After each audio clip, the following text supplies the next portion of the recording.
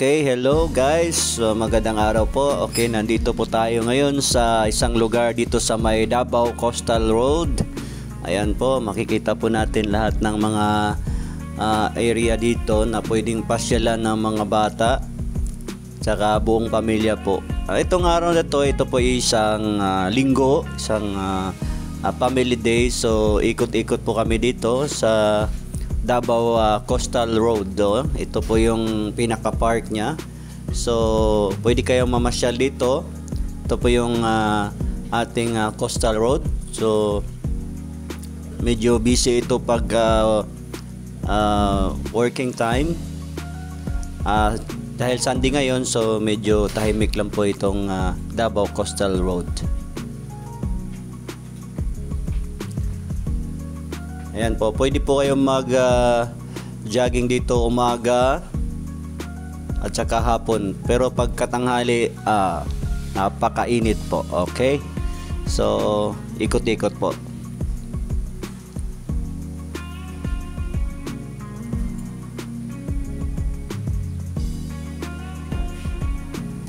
Yan po yung pinaka-entrance ng Davao Coastal Road. Ito po, ang daming mga bisita po. Yung iba dyan galing pa po ng ibang karatig bayan ng Davao City po.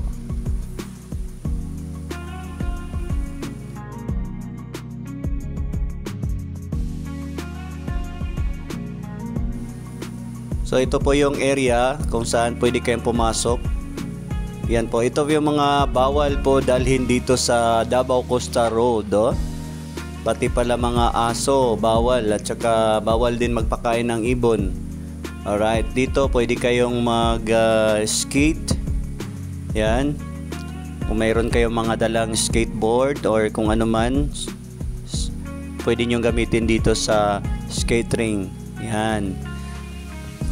Maraming tao po kasi Sunday. So medyo matutuwa yung mga anak nyo kasi maraming mga palaruan na pwede nyong pasyalan dito sa Davao Coastal Road Park. Okay? So, mag-i-enjoy din kayo dahil sa tuwing hapon makikita mo yung sunset ng Davao Coastal Road. Right? Yung makikita mo yung bundok ng Mount Apo saka buong area ng Davao Gulf. Yan, makikita nyo dito. Pwede kayong magdala ng mga kakanin, yung mga pang ano nyo, mga pang snacks nyo. Pwede kayong lakad-lakad dito ng buong hanggang gabi dito sa Davao Coastal Road. Safe po dito kasi may mga security naman po na nakabantay. Tsaka takbo-takbo kayo dito, ikot-ikot. Yan po, makikita nyo yung Davao Coastal Road.